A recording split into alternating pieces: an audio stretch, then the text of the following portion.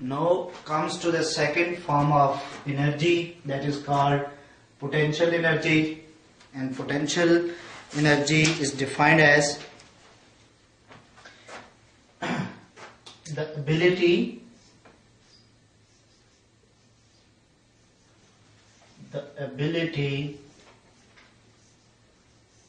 of a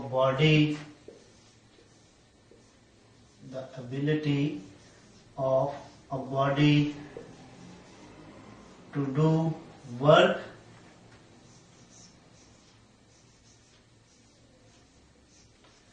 due to its position.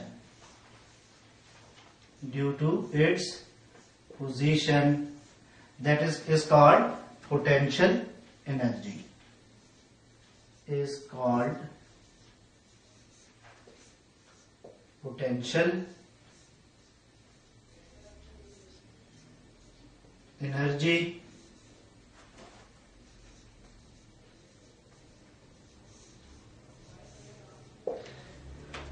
It is represented by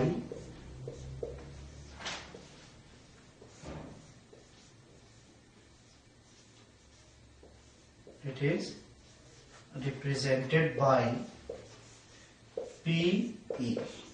इसको हम PE से represent करते हैं। तो किसी बॉडी की जो एनर्जी है ड्यू टू इट्स पोजीशन, ठीक है, that is called potential energy. For example, जैसे मेरे हाथ पे मार्कर है और with respect to the ground इसमें क्या है, एनर्जी है। अगर मैं यहां से इसको ड्रॉप करता हूं, ठीक है, तो ये एनर्जी किस फॉर्म में जाएगी, काइनेटिक एनर्जी में कन्वर्ट हो जाएगी। तो किसी बॉडी की जो पोजीशन की वजह से एनर्जी है। इसी तरह आप देखेंगे डैम में हम वाटर को स्टोर करते हैं और वो जो एनर्जी है वो उसकी पोटेंशियल एनर्जी है, ठीक है, मैकेनिकल पोटेंशियल एनर्जी है। इसी तरह अगर एक स्प्रिंग है तो स्प्रिंग को अगर हम कंप्रेस्ड करते हैं या उसको स्ट्रेच करते हैं तो वो भी एक एनर्जी स्टोर करता है, that is called elastic potential energy. Even हमारी बॉडी है, उसमें आप देखेंगे एक मेटाबॉलिज्म प्रोसेस हो रहा होता है, बायोलॉजिकल प्रोसेस हो रहा होता है, जिसमें क्या हो रहा होता है कि केमिकल एनर्जी जो है वो कन्वर्ट हो रही होती है। जैसे हम रेस्पिरेशन का प्रोसेस है, ठीक है, तो वहां पे भी आप देखते हैं कि ऑक्सीजन जो है वो बॉडी के अंदर क्या कर रहा होती है, एक प्रोसेस हो रहा होता है, ग्लूकोज, उससे क्या हो रहा होता है, एनर्जी प्रोड्यूस हो रही होती है, ऑक्सीजन उसके साथ रिएक्ट करती है और इस रिएक्शन से क्या होता है, एनर्जी प्रोड्यूस होती है जो हमारी बॉडी यूज करती है। तो ये है जी केमिकल पोटेंशियल एनर्जी। तो इस तरह ये डिफरेंट फॉर्म्स है। तो अभी ये जो फॉर्म्स हैं इनको हम डिफाइन करते हैं। जैसे अभी मैंने यहां पे पहले बात की केमिकल पोटेंशियल एनर्जी की। Chemical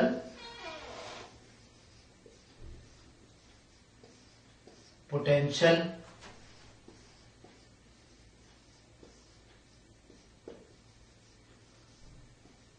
energy, chemical potential energy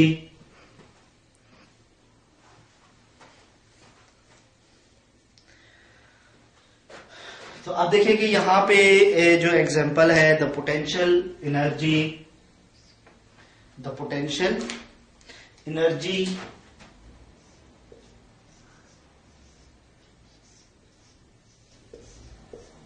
in the potential energy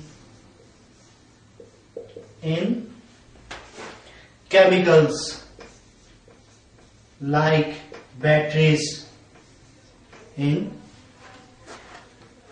chemicals of the battery,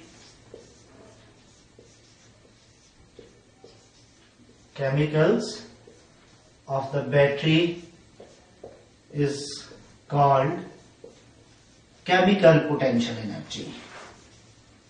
Is called chemical potential energy.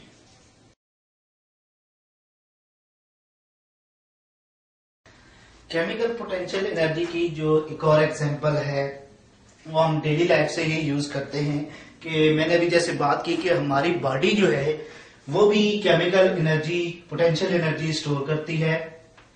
हम जो फूड डाइजेस्ट करते हैं, ठीक है, उनमें क्या होते हैं, डिफरेंट केमिकल्स ही हैं, यानी अमाइनो एसिड्स हैं, कार्बोहाइड्रेट्स हैं, ठीक है। और ये जब बर्न होते हैं, यानी जैसे आप देखें in a form of glucose C6H12O6, ठीक है, प्लस अगर ऑक्सीजन है तो इसके नतीजे में क्या होता है, कार्बन डाइऑक्साइड बनती है, प्लस वाटर बनता है और प्लस एनर्जी प्रोड्यूस होती है। और ये जो एनर्जी है, ठीक है, this amount of energy is 686,000 ये कैलोरीज प्रोड्यूस होती हैं, ठीक है। तो ये जो कैलोरीज से एनर्जी प्रोड्यूस होती है ये हमारी बॉडी यूटिलाइज करती है। डिफरेंट फंक्शन होते हैं और वो हमारी बॉडी डिफरेंट फंक्शन में ये इसको यूटिलाइज करती है।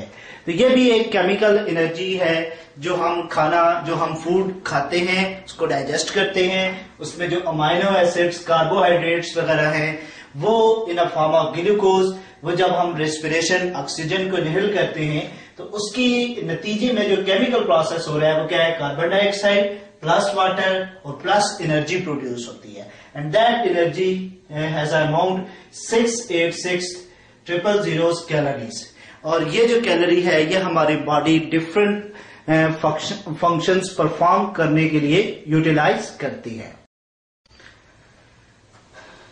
Another type of potential energy is elastic potential energy. Elastic potential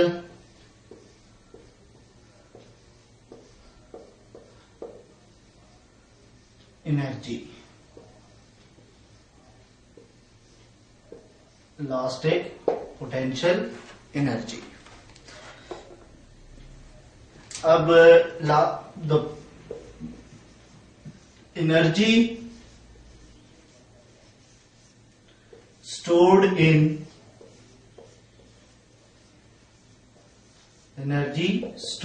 in compressed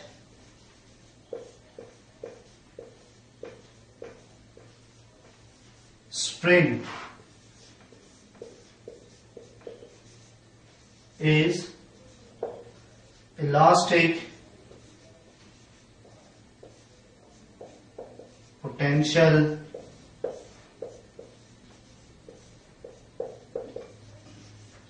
energy.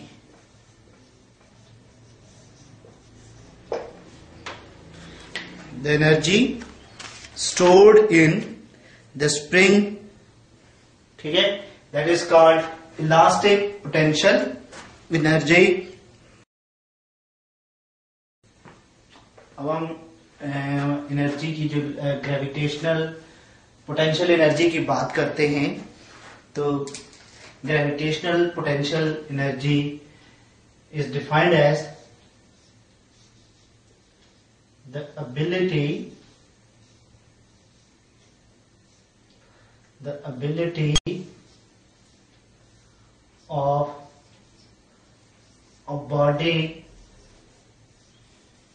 ability of a body to do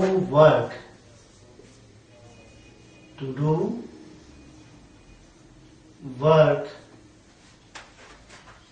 due to its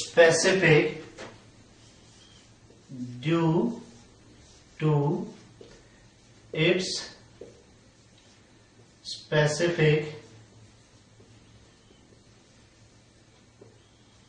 height, due to its specific height from the surface of earth, from the surface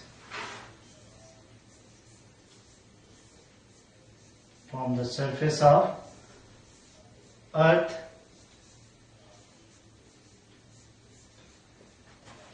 is called gravitational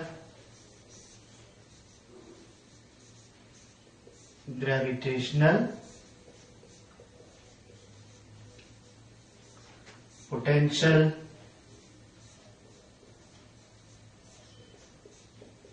energy. That is called gravitational potential energy. और इसकी जो हम इसको explain करने के लिए जो हम एग्जांपल देंगे वो एक बॉल है. फॉर एग्जांपल एक बॉल को हम एक हाइट पे लेके आते हैं from the surface of earth. Let's say ये ग्राउंड है और यहाँ पे ये बॉल है जिसका मास है m और इसके सेंटर से ये जो हाइट है ये इक्वल हो गई h की. This height is h. ठीक है. और इसका जो वेट है बॉडी का ये डाउनवर्ड एक्ट करेगा mg और ये इस वेट की वजह से ये जो बॉल है ये डाउनवर्ड डायरेक्शन में आने की कोशिश करेगी. तो इसकी जो एग्जांपल है या इसकी एक्सप्लेनेशन है.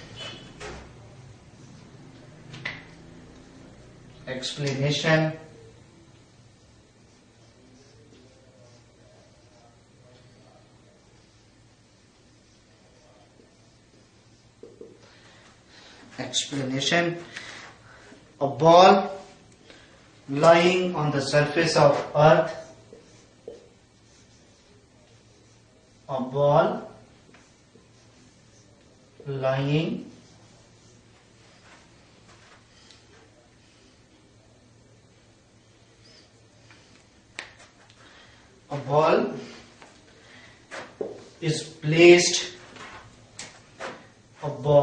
is placed at a height h. A ball is placed at a height h.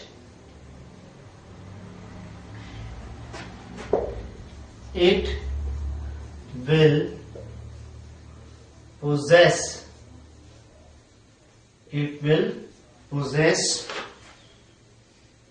potential energy. It will possess potential energy and ability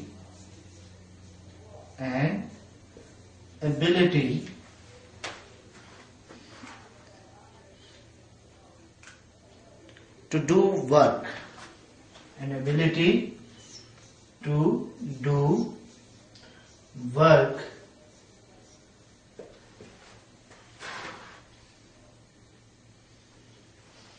Similarly,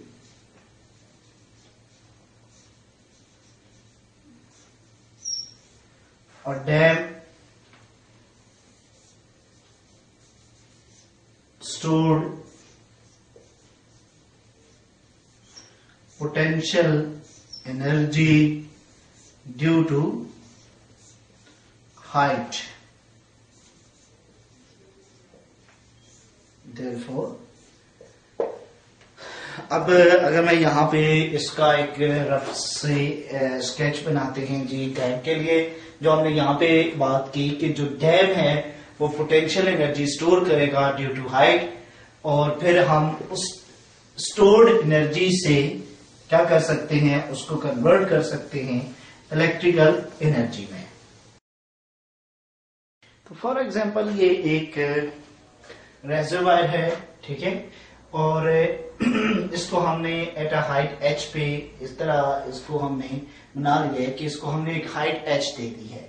तो आप देखें कि यहाँ पे ये एक रेजरवायर है, एक कंटेनर है जहाँ पे हम वाटर को स्टोर कर सकते हैं। और अगर हम यहाँ पे एक स्मॉल होल क्रिएट कर लें, ठीक है, तो इस हाइट की वजह से जो कि इस वाटर में क्या आ गई है, पोटेंशियल एनर्जी आ गई है, उस पोटेंशियल एनर्जी की वजह से वो वाटर जो है वो बड़ी स्पीड से इस डायरेक्शन में मूव करेगा।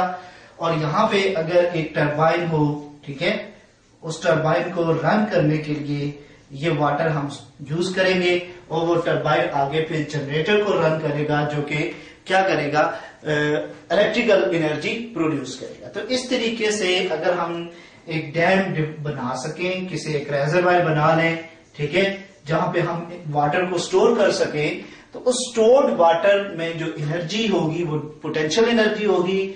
अगर हम उसको एक हाइट दे दे h, तो उस स्टोर्ड वाटर से हम क्या कर सकते हैं, इलेक्ट्रिसिटी जनरेट की जा सकती है। अब हम क्या करते हैं, इस ग्रेविटेशनल पोटेंशियल एनर्जी के लिए जो मैथमेटिकल इक्वेशन है वो डिराइव करते हैं। तो सपोज एक बॉल है, उसको हमने हाइट h पे रखा हुआ है, तो चूंकि वो ग्राउंड के लिहाज से हाइट h पे है, तो उसके अंदर क्या होगी, एक पोटेंशियल एनर्जी स्टोर होगी जिसको हम ग्रेविटेशनल पोटेंशियल एनर्जी कहेंगे। तो suppose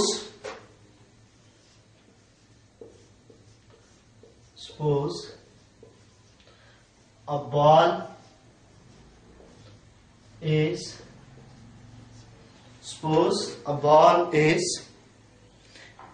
lifted from the surface. Suppose a ball is lifted from the surface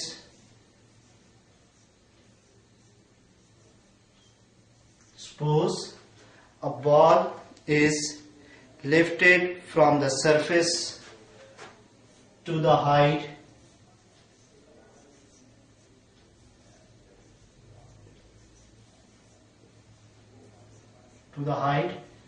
h, as shown in the figure, as shown in the figure.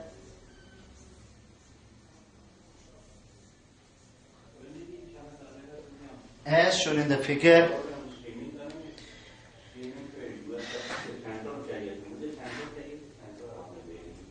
in lifting this ball,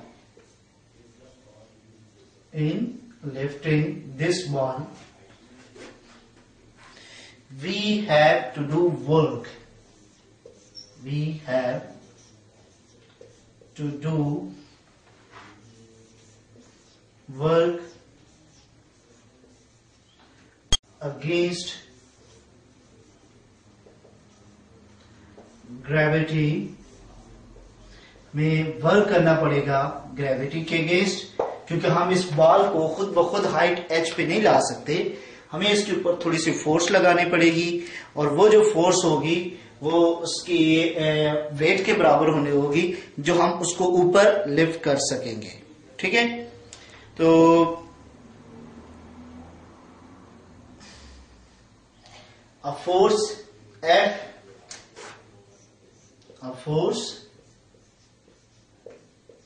F is applied. Force F is applied on the body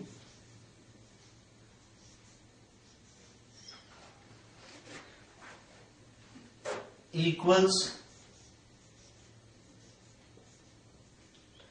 its weight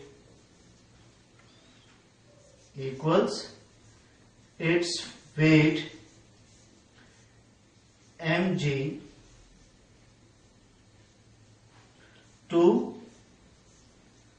lift up the body,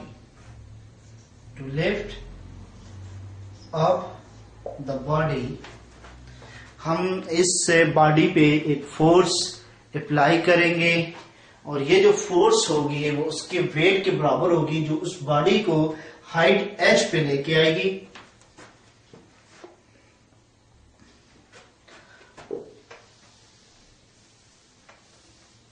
Under the action of this force, the body is lifted up to the position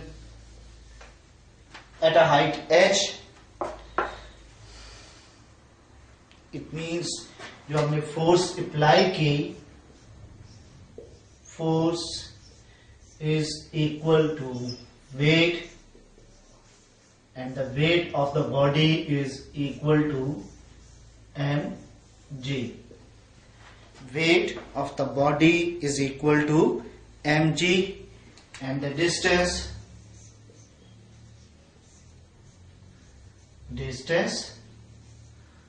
covered is equal to S is equal to H होगा। हम जब ये force apply करेंगे इस ball को ground से position height h पे लाने के लिए, ठीक है, यहाँ पे एक बॉल पड़ा हुआ है, इसको हमने लिफ्ट करके इस पोजीशन पे लाए हैं, फोर्स F अप्लाई की है, तो उसने जो डिस्टेंस कवर किया है वो कितना है, h है। तो वर्क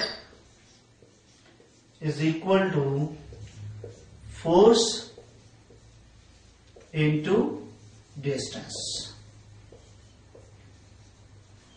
इसका मतलब है जो वर्क हुआ W is equal to mg into h. This implies यानी W is equal to mgh। तो हम उस बॉडी को लिफ्ट करने के लिए कितना हमने वर्क अप्लाई किया है, mgh वर्क किया है। and this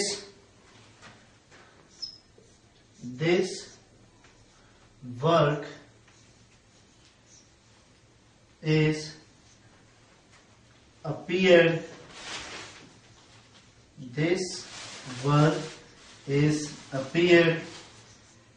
in a form of gravitational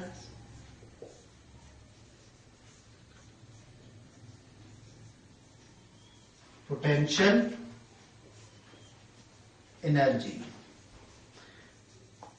gravitational potential energy।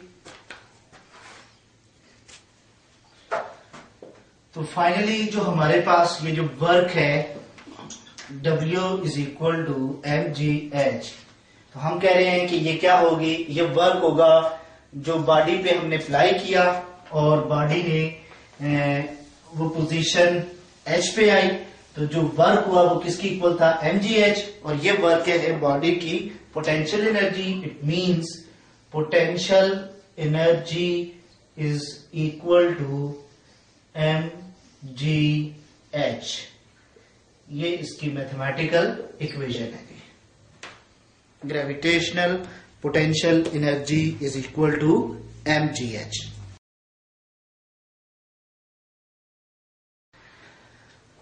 अब हम इस चैप्टर का जो लास्ट टॉपिक है वो डिस्कस करते हैं, law of conservation of energy.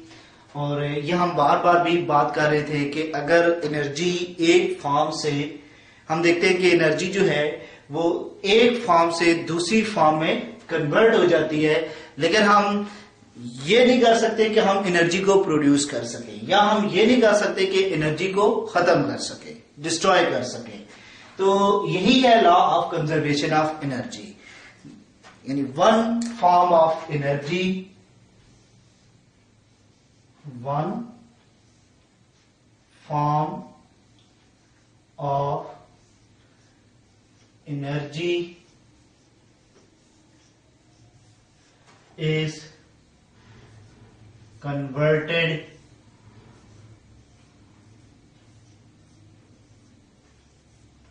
into another form of energy another form of energy, but energy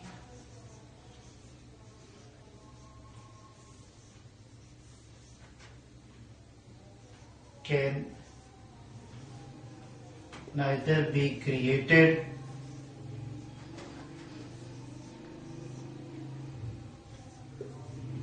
or destroyed. हम सिर्फ क्या कर सकते हैं, एनर्जी को एक फॉर्म से जस्ट दूसरी फॉर्म में कन्वर्ट कर सकते हैं। उसको हम कभी ना तो पैदा कर सकते हैं, ना ही हम उसको खत्म कर सकते हैं। इसी को हम क्या कहते हैं, law of conservation of energy. अब हम इसी को हम प्रूव करने की कोशिश करते हैं। तो इसको हम इस तरीके से प्रूव करेंगे कि एक बॉल, उसको हम एट अ हाइट h पे रखते हैं और उसको वहां से हम ड्रॉप करते हैं। लेट, ये बॉल है, ये पोजीशन A पे है और यहां से जो इसकी हाइट है वो क्या है, h है। ठीक है, तो consider, suppose a ball of mass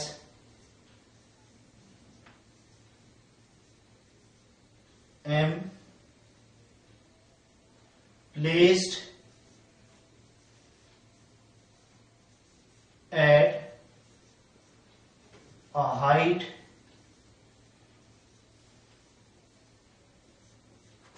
h from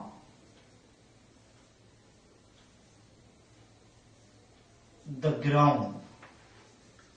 उसको हमने एक हाइट h पे रखा हुआ है ग्राउंड से। अब इस पॉइंट पे इसका मास है m। इस पॉइंट पे बॉडी की जो पोटेंशियल एनर्जी है वो क्या है जी, mg h की इक्वल होगी। और चूंकि बॉडी, बॉल जो है रेस्ट पे है, इसकी वेलोसिटी 0 होगी। इसकी वजह से जो काइनेटिक एनर्जी है वो क्या होगी, 0। तो total energy at point A, total energy, और हम यहां पे टोटल एनर्जी डिफाइन करेंगे potential energy plus kinetic energy. अब टोटल एनर्जी, पोटेंशियल एनर्जी है mgh और काइनेटिक एनर्जी है 0। इसका मतलब हुआ कि पॉइंट ए पे जो टोटल एनर्जी है वो क्या है, mgh है।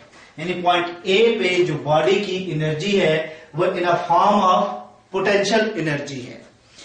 अब हम ये करते हैं कि इस बॉल को यहां से ड्रॉप करते हैं और ड्रॉप करते हैं और लेट हम एक दरमियान में कोई पॉइंट कंसिडर करते हैं। लेट, ये जो पॉइंट है, बॉल ड्रॉप हुआ और ये इस पोजीशन पे आ गया है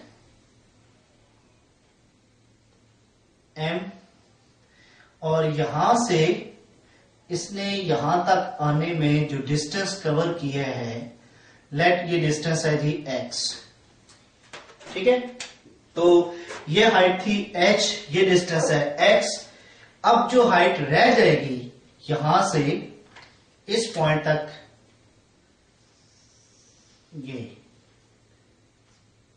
ये पॉइंट B कर लें, तो ये जो हाइट है ये क्या हो जाएगी, h माइनस x हो जाएगी। पहले ये बॉडी हाइट h पे थी, ठीक है, फिर हमने इस बॉल को ड्रॉप किया एट पॉइंट B पे, इसके कहीं भी किसी भी पॉइंट पे, तो उसने जो डिस्टेंस कवर किया वो x है, और अब जो उसने हाइट अटेन की हुई है वो कितनी है, h माइनस x है। अब अगेन हम क्या करेंगे, B पॉइंट पे काइनेटिक एनर्जी भी फाइंड करते हैं और B पॉइंट पे हम इसकी पोटेंशियल एनर्जी भी फाइंड करते हैं। Now the ball is dropped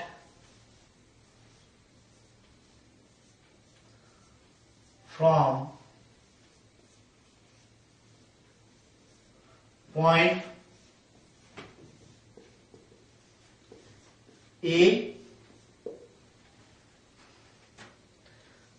Let it is at a point B. हम सपोज कर रहे हैं कि ये पॉइंट बी पे आ गया है. द बॉल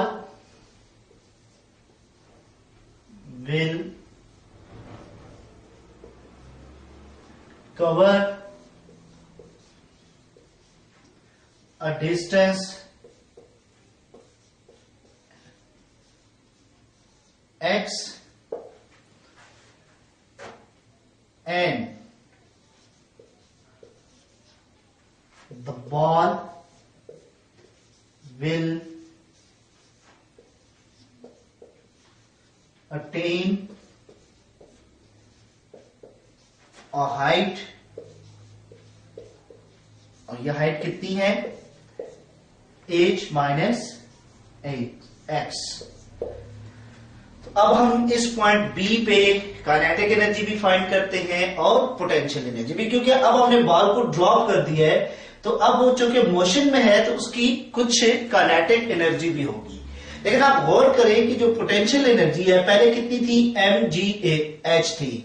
अब चूंकि हाइट कम हुई है, हाइट कम होने की वजह से उसकी जो पोटेंशियल एनर्जी है डिक्रीज होगी. अब जितनी पोटेंशियल एनर्जी डिक्रीज होगी उतना ही क्या होगा, काइनेटिक एनर्जी में इंक्रीज आएगा. यानी पोटेंशियल एनर्जी किस में कन्वर्ट होगी, काइनेटिक एनर्जी में कन्वर्ट होगी. तो सबसे पहले हम इसकी पोटेंशियल एनर्जी लिख लेते हैं, जो बड़ा आसान सा फार्मूला है. तो potential energy at point B कितनी होगी, mg. अब जो बॉडी ने हाइट अटेन किया और वो हाइट कितनी है, h माइनस x है. काइनेटिक एनर्जी के लिए हमारे पास जो फार्मूला है, kinetic energy at point B is equal to half mv square. सबसे पहले हमने इसकी वेलोसिटी फाइंड करनी है. तो आप गौर करें कि पॉइंट ए पे जो बॉडी की इनिशियल वेलोसिटी थी वो क्या थी, 0. जाहिर है पॉइंट ए पे ये बॉल रेस्ट पे था, इस वजह से उसकी जो इनिशियल वेलोसिटी है वो 0 है. अब पॉइंट बी पे हम उसकी फाइनल वेलोसिटी अज्यूम कर लेते हैं, ये v है. एट पॉइंट बी उसकी जो वेलोसिटी है उसको हम अज्यूम करते हैं ये v है. अब जो कि वो डाउनवर्ड डायरेक्शन में है तो a किसकी इक्वल हो जाएगा, g के बराबर हो जाएगा. तो यूजिंग थर्ड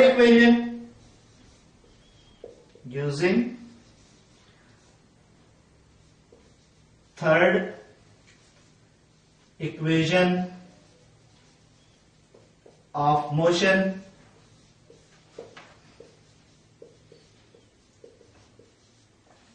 तो 2as is equal to vf square minus vi square. 2g, अब देखिए जो उसने डिस्टेंस कवर किया वो किसकी इक्वल होगा, x की इक्वल होगा. vf क्या है, v स्क्वेयर है और माइनस 0 स्क्वेयर. तो v स्क्वेयर हमारे पास आ गया 2gx की इक्वल आ गया. और ये सिंपल हम यहां पे पुट करते हैं, ठीक है. ये v स्क्वेयर की वैल्यू जो हमने कैलकुलेट की है, ये इक्वेशन काइनेटिक एनर्जी की इक्वेशन में हम पुट करेंगे तो हमारे पास जो फाइनल वैल्यू आएगी काइनेटिक एनर्जी की वो आप देखते हैं कि क्या बनती है. जनरल जो इक्वेशन है काइनेटिक एनर्जी की वो क्या है, हाफ mv स्क्वेयर. तो थर्ड इक्वेशन को हमने यूज करके ये फाइनल वेलोसिटी की वैल्यू हमने कैलकुलेट की है. अब आप देखें कि यहां पे ये जो v स्क्वेयर है ये इक्वल आ गया है 2gx इसका मतलब है kinetic energy at point B किसके इक्वल आ गया, हाफ एम, और वी स्क्वायर क्या आ गया, 2gx, 2 कैंसिल हो गया और काइनेटिक एनर्जी की वैल्यू आ गई mgx आ गई। अब टोटल एनर्जी हमने कैलकुलेट करनी है, तो total energy at point B, total energy at point B is equal to potential energy at point B plus kinetic energy at point B. तो पोटेंशियल एनर्जी इक्वल थी mgh minus X plus mgx। तो आप गौर करें, total energy at point B is equal to, अब हम अगर इसको अंदर मल्टीप्लाई कर दें तो mgh माइनस mgx आ गया और प्लस ये क्या आ जाएगा mgx, ये प्लस माइनस इक्वल है, कैंसिल हो गए, तो टोटल एनर्जी बी पॉइंट पे हमें मिल गई, total energy at point B is equal to mgh आ गई। अगेन यहां पे इस पॉइंट पे जो टोटल एनर्जी थी ए पे, ये इक्वल है mgh, और बी पॉइंट पे भी उसकी वैल्यू क्या आई है जी, total energy at point B, ये भी किसकी इक्वल आ गई, mgh के बराबर आ गई। अब हम क्या करते हैं, इसको एट पॉइंट सी पे कैलकुलेट करते हैं। लेट ये बॉल ग्राउंड से टकरा रहा है, अब हम देखते हैं कि जब वो ग्राउंड से टकराएगा तो उसके पास कितनी एनर्जी होगी। बॉल m ये जब ग्राउंड से स्ट्राइक करेगा तो उसके पास कितनी एनर्जी होगी। तो आप गौर करें कि जो उसकी हाइट है with respect to the ground किसके बराबर हो जाएगी, 0 के बराबर। इसका मतलब है उसकी जो पोटेंशियल एनर्जी है, अब इस पॉइंट को हम सी कर लेते हैं, क्योंकि इस पॉइंट पे पोटेंशियल एनर्जी जो है वो 0 की इक्वल हो जाएगी, क्योंकि जो कि हाइट ही 0 हो गई है, हाइट 0 होने का मतलब है पोटेंशियल एनर्जी 0 होगी। काइनेटिक एनर्जी हमने फाइंड करनी है, ए पॉइंट पे उसकी जो एनर्जी थी, वेलोसिटी थी, इनिशियल वेलोसिटी वो क्या है 0, और फाइनल वेलोसिटी अगेन हम इज्यूम करते हैं v, और बॉडी ने जो डिस्टेंस कवर किया है वो h, क्योंकि यहां से यहां तक आने में उसने टोटल डिस्टेंस h कवर किया है, और a किसकी इक्वल होगा, g के इक्वल होगा। तो third equation of using third equation of motion,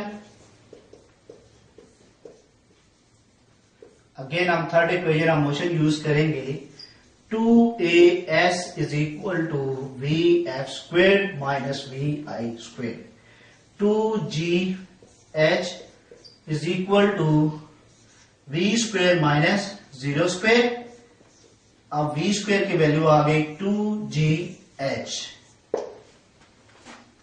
तो इसका मतलब है काइनेटिक एनर्जी किसके बराबर आ जाएगी, half m v square, half m, और यहां पे 2gh अगर हम पुट करें तो हाफ ऑफ कट गया, तो काइनेटिक एनर्जी की वैल्यू आ गई mgh के बराबर आ गई।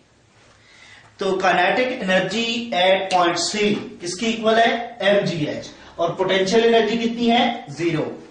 इसका मतलब है कि total energy at point C, total energy at point C is equal to potential energy at point C plus kinetic energy at point C. Potential energy 0 थी और काइनेटिक एनर्जी आई है mgh। अगेन जो टोटल एनर्जी है at point C पे वो किसकी equal आ गई, mgh के बराबर आ गई। तो आप गौर करें कि एट पॉइंट ए पे टोटल एनर्जी mgh के बराबर थी, पॉइंट बी पे टोटल एनर्जी mgh के बराबर है, और पॉइंट सी पे भी जो टोटल एनर्जी की वैल्यू आ रही है वो कितनी आ रही है, mgh। Total energy at point C is equal to mgh।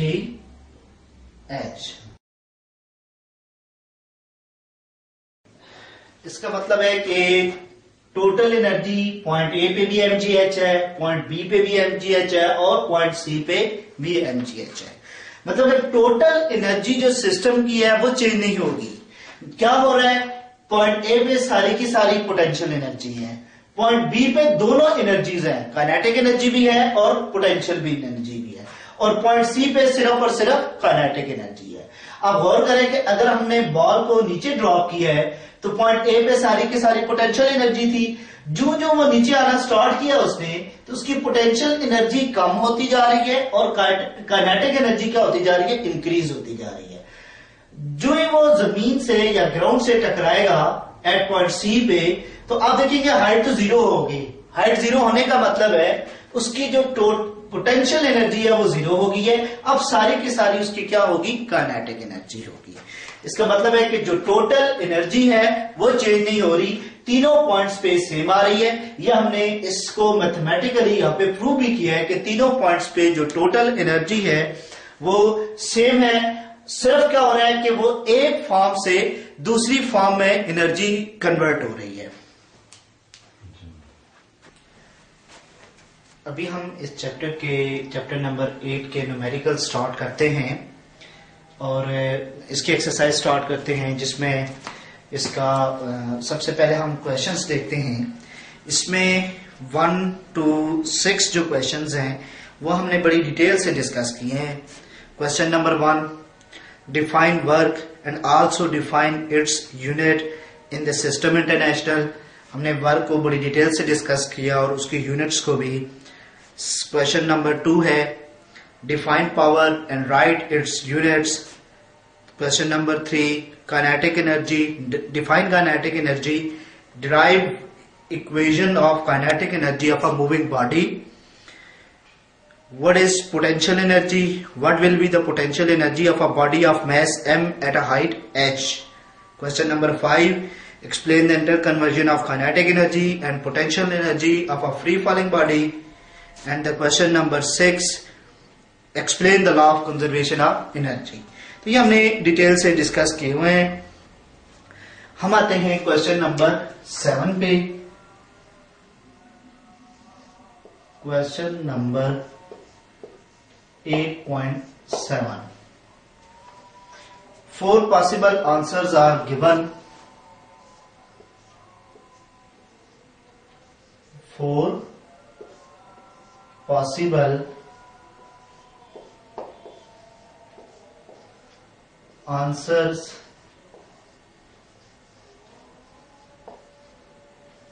are given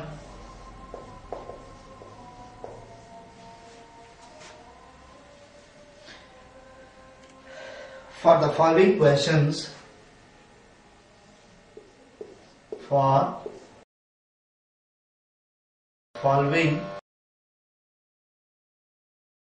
the following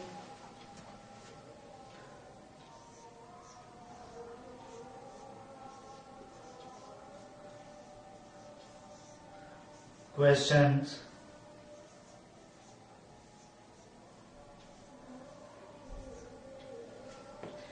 encircle the correct one.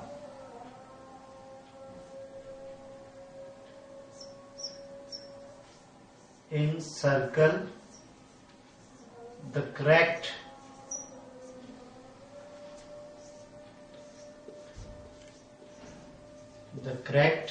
one. Number 1 है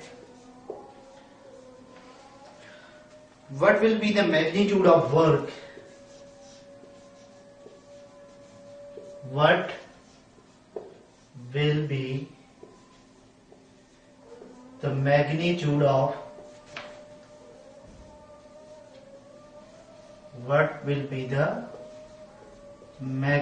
of work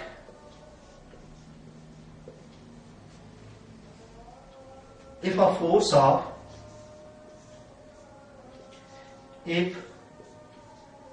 a force of 25 Newton pulls a stone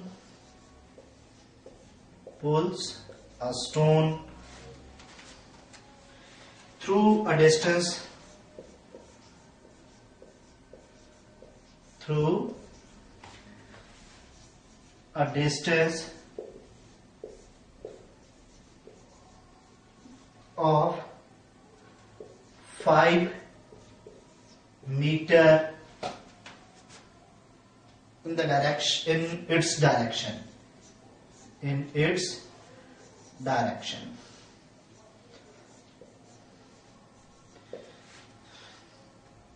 A answer है 25 joule, B answer है 50 joule, C answer है 75 joule और D option है 125 joule. तो work के लिए हमारे पास जो फार्मूला है वो है W is equal to F into D. W is equal to F into D या F इंटू S। तो फोर्स है 25 मल्टीप्लाइड बाई 5। तो आप 25 को 5 से मल्टीप्लाई करेंगी तो आंसर कितना आता है 125। इसका मतलब है कि इसका जो करेक्ट आंसर है वो है जी डी। तो ये इसका फर्स्ट क्वेश्चन है, what will be the magnitude of work if a force of 25 newton pulls a stone through a distance of 5 metre in its direction. तो फोर्स हमें गिवन है, यहां पे ये फोर्स है और ये डिस्टेंस है एस या डी के ले। तो वर्क जो है वो एफ एस होता है। तो एफ 25 मल्टीप्लाई बाई 5 करेंगे तो हमारे पास जो आंसर आएगा वो कितना आएगा 125 जूल।